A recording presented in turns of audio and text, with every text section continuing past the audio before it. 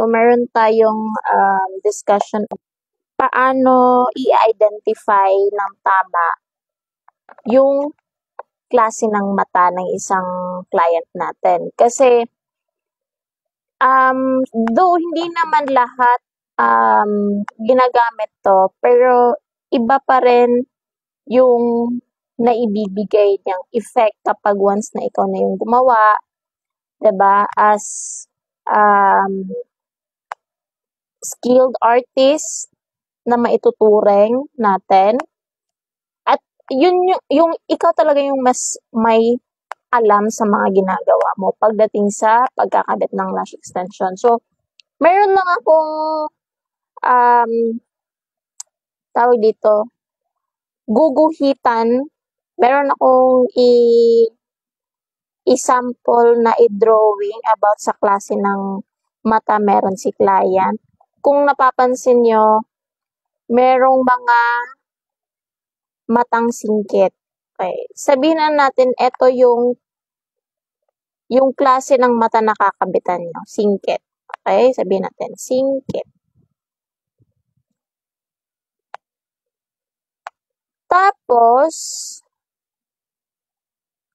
pinapili ka ni client kung anong klase ng style na gagawin mo sa kanya. Okay? Ikaw yung pinapili. Sabihin na natin. Kasi, yung dumulog sa'yo na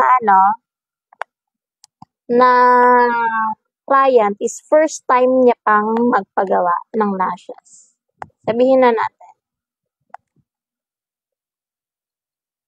So, ngayon, guguhitan ko ng sample dyan kung anong itsura ni client once na ginawa na natin yung style na for her. Okay? I'm sure marami sa inyo ang mga singkit yung mata. Ngayon, nagsuggest ka for her na para naman, tawag dito, mas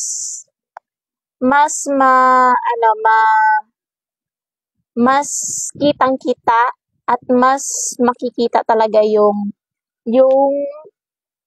kung ano man yung kinabit mo sa kanya, 'di ba?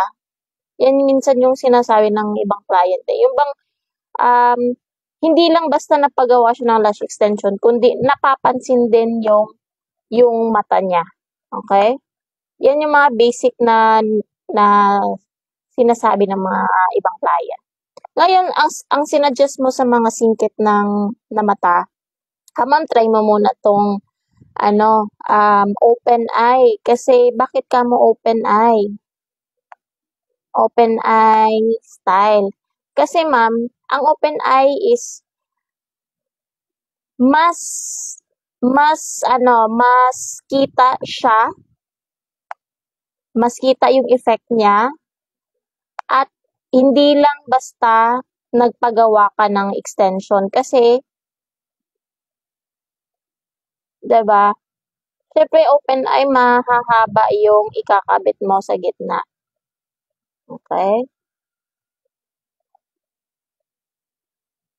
Halimbawa, nagpagawa na siya ng extension, nakabitan mo na siya ng extension.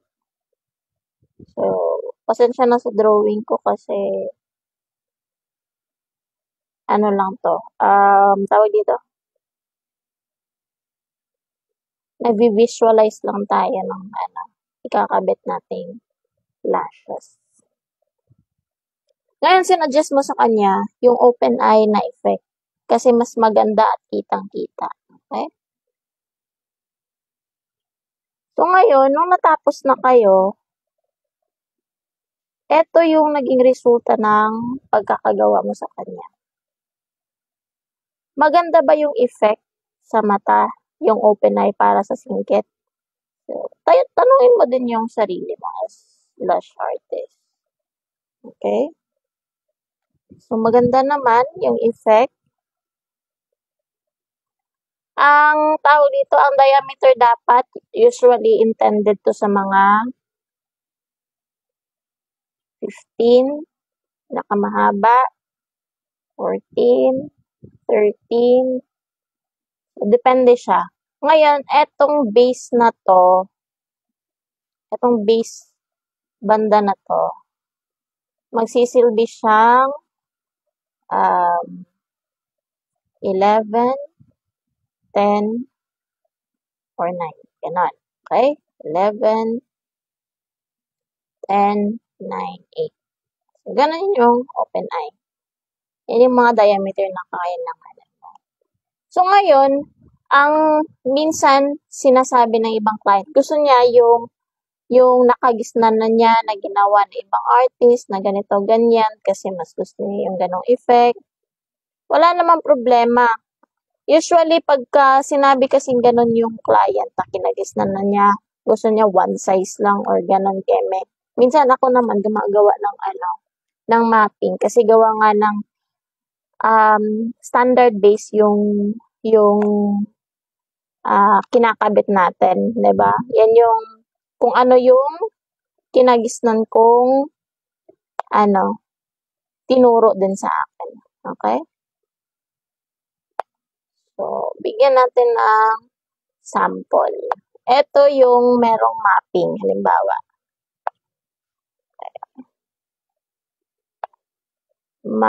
Mapping effect na to, ha? So, kayo na mag-decide kung anong klaseng style ba kasi talaga dapat yung pwede sa inyo. Okay? So, ito yung tinatawag na open eye at ito naman yung tinatawag na cat eye. Bakit siya naging cat eye, mga madam? Kasi mas mahaba yung dulo nito. Ito. Then, sinundan ng kung ano man yung sumunod at sinundan pa siya ng kung ano yung mas maiikse. So, ganun ako magkabit ng lashes. So, i-broad lang natin ng konti para mas ma-visualize pa natin kung ano talaga yung ibig kong sabihin. So, halimbawa, pinakamahaba dito, gusto niya ng 15 or gusto niya ng 14, gusto niya ng 13. Etong 15 kasi usually sa mga mga drag queen na tong ginagamit. Pang drag queen na yung mga ganyan. Ito pang ordinaryo lang to, mga 13. Parang daily lang siya, daily na suotan lang siya, yung mga daily suotan. Okay, so 13. Usually ito 12, minsan 11, minsan 12, 11. Usually ganyan yung mga sizes naman siya. Then the rest is minsan 10, minsan 9, 8. Okay? So, ikaw yung mag-visualize kung anong klase ng sizes para sa kanya. Once nasingkit si client.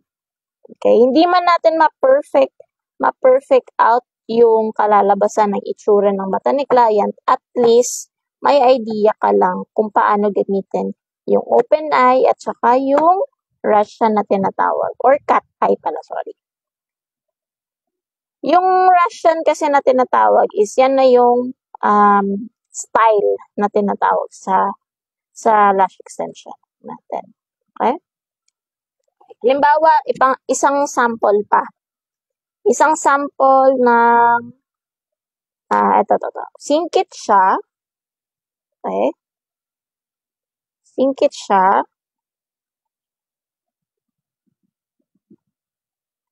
Okay? Sorry sa drawing na meron ako. Pero gusto niya ng one size lang. Okay? One size. Ibig sabihin pag one size, ayan yung itsura ng one size. Kumbaga parang one size lahat kakabitan ng isang sizes lang. Okay? Ganyan yung one size na tinatawag nila. Halimbawa, naka-volume si madam. Yan yung i-discuss mo sa kanya para may idea lang din siya. Okay, ano bang gusto mo, ma'am? One size lang? Pwede naman. Ayusin lang natin para mas kita niyo yung effect talaga. Hindi man lahat nagagawa ng karamihan. Pero, tatalakayin lang natin kung ano yung meron sa effect ng mata ni client. So, one size ang tawag dito. One sizes. Okay? For example, gusto niya 13 lang lahat. Diba? So, ganyan yung effect niya sa mata. Okay? Sunod, try natin i-check yung mga rounded eyes. Okay, rounded eyes, singkit or bilog na eyes. Bilogan eyes. Okay? So, ikaw na bahala kung anong klaseng type ng style na gusto mong ikabit. Wait lang ha,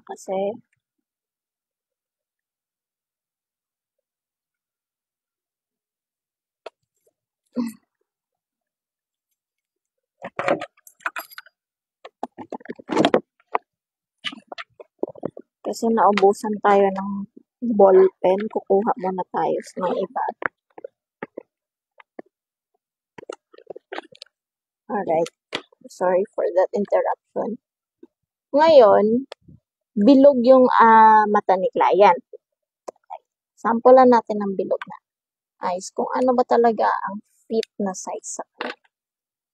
Halimbawa, ito yung mata ni client. Okay? As in talagang bilog. Mas rounded pa yung effect niya.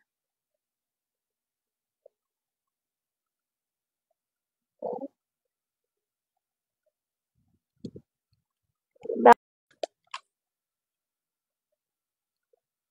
Kaso yung iba kasi, kung masubukan ka na niyang magkabit sa mata niya, gusto niya kung ano man yung magiging kalabasan hanggat open eye kapag ginamitan mo siya na open eye effect.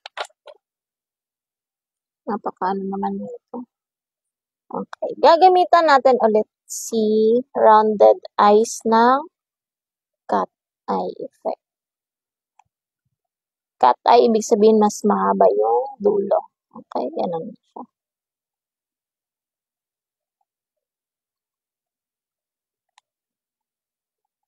Okay, always tell na mas mahaba yung dulo, mga madam. Okay.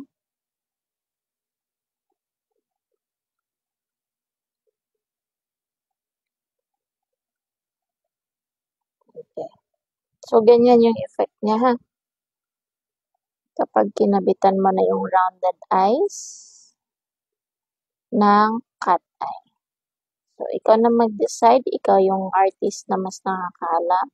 At especially sa mga may balak magpakabit ng mga bilugan yung mata, makikita mo kung ano yung magiging effect sa mata nyo once na ginamitan kayo ng cat eye effect. So, ganyan siya. Lalagyan pa natin ng konting dito para may konting drama. Okay? So, ganyan siya.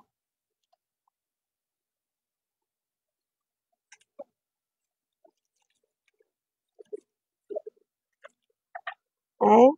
So, next, itatry natin yung rounded eyes ng isang sizes lang. Wala namang problema kung isang sizes lang. Kasi lahat tayo hindi magkakapareho ng technique sa bawat isa. So, let's consider the rounded eyes pero one size lang yung gamit nila sa mata. Okay? So, alin ka ba dito?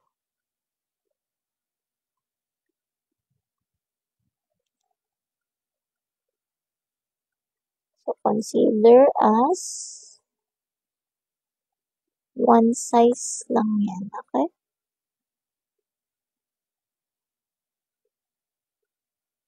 'Di ba kung mapapansin niyo the way how I draw the lines, kung ano ang magiging effect niya once na ikabit mo na siya, yung one size effect. Do you have the ano, napapansin niyo ba kung ano ang nagiging effect niya sa mata once one size yung ginamit mo? Nagmumukha lang din siyang kapareho ng open eye. But, in terms na one size lang kasi yung ginamit mo sa kanya, ganito yung magiging mangyayari sa mata ni client. Okay? Okay. So, is it nice to have a cat eye effect? Or is it also nice kung one size lang yung ginamit mo? Or do you also prefer open eye, lalo sa mga malalaking mata? Ang effect kasi nito mas lalaki pa siya. Okay? So, it's upon on you, it's depend upon on you kung ano yung mas babagay sa mata ni client. Okay?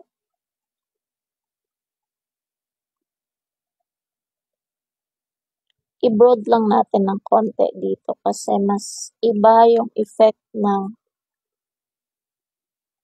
maraming style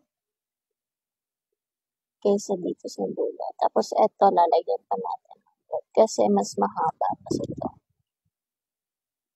So,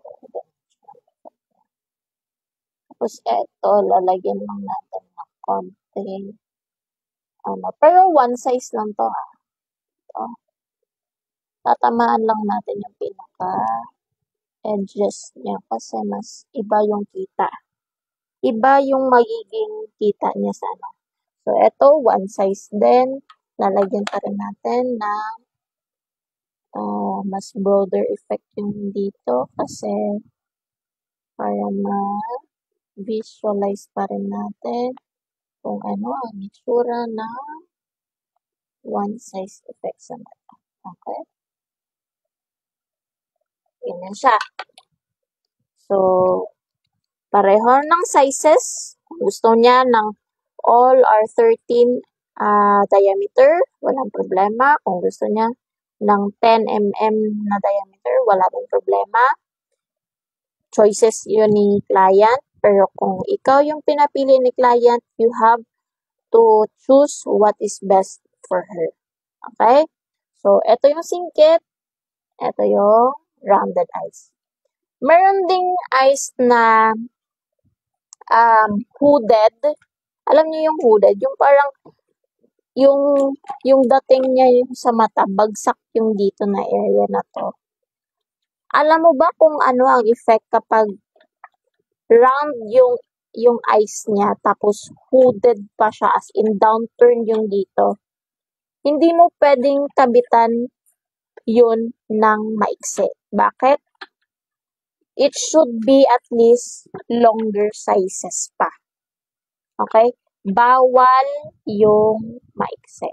Bawal maiksi sa hooded. Okay? Bakit ka maulit? Ulitin ko. Bawal maiksi yung hooded eyes. Gawa nga ng hindi siya makikita yung pinaka dito. Kung cut eye yung ikakabit mo sa kanya. Okay? It should be at least higher than 11. No, not 11.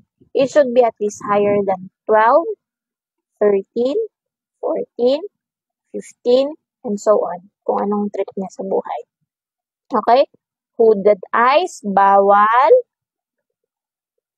Hooded eyes, bawal maikse na sizes. Okay? Pero kung hooded eyes din yung kinabit mo sa kanya at gusto niya ng one size lang, okay, still not consider the smallest. The smallest one. It should be start at 13, 14, 15, 16, and so on. Alright? So, etong size na to, This is, masasabi mo lang yung natural lang na mata na meron sila. 'Di ba? Hindi siya hooded. Kasi yung hooded din yung pinaka um, risky enough to identify what the best style for them. Okay? Same lang sa open eye na meron sa kanya. Once hooded siya, bawal ang small sizes. It should be um, higher from the sizes of 13, 14, 15, 16, and so on. Okay? Kasi bakit?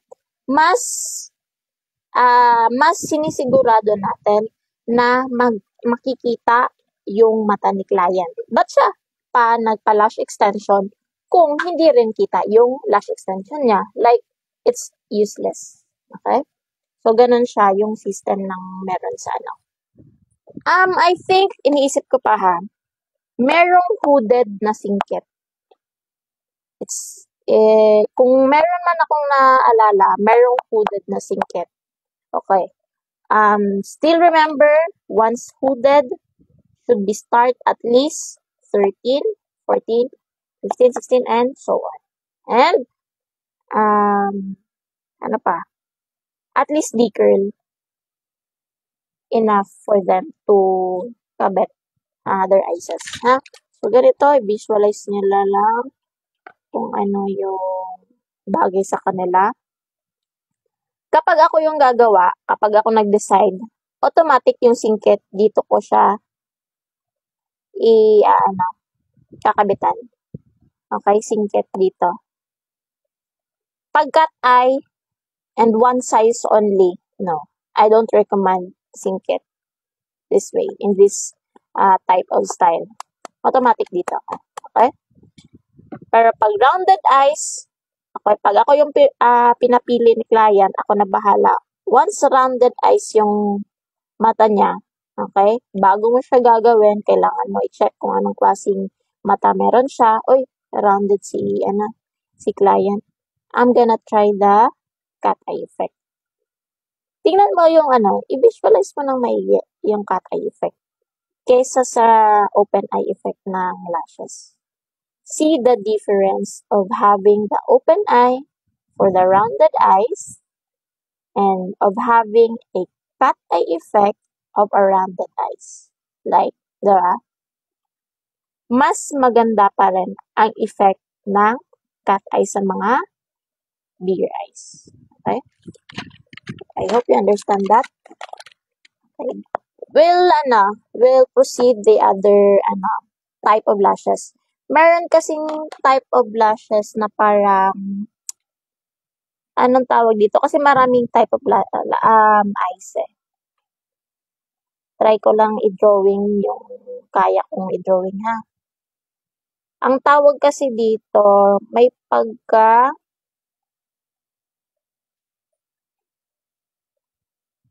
hindi ko alam kung anong klaseng eyes to, pero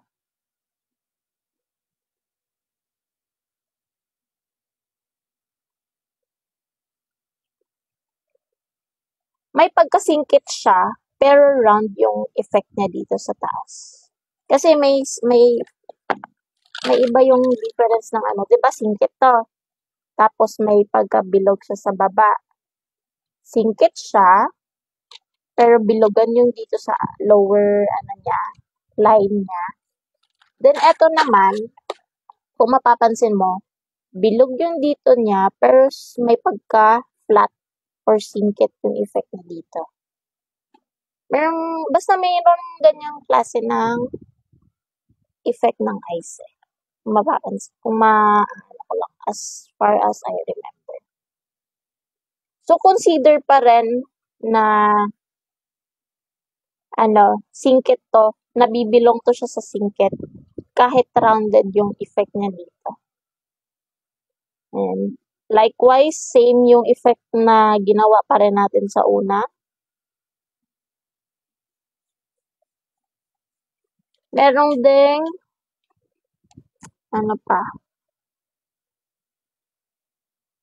siguro ika-cut ko muna 'to kasi hindi pa ako nag-review kung anong klase. I'm gonna make it a part 2 na lang siguro kasi ang hirap i-drawing ng hindi ko ni-research yung iba't ibang klase ng type of eyes. But, um, at least man lang may idea lang kayo sa difference ng type of sizes ng eyes at kung anong mas preferred na sizes ng sa kanila, 'di ba? At least aware na kayo. So, yun lang. Have a good night and see you for part 2. And please join me, follow me on my YouTube account at TikTok and also my page. Huwag niyo kalimutan i-follow yon kasi marami kayong matututunan hindi lang sa pagkabit ng lashes, sa pagbibenta, at paano kumita. So, we'll see you for the next video. Good night.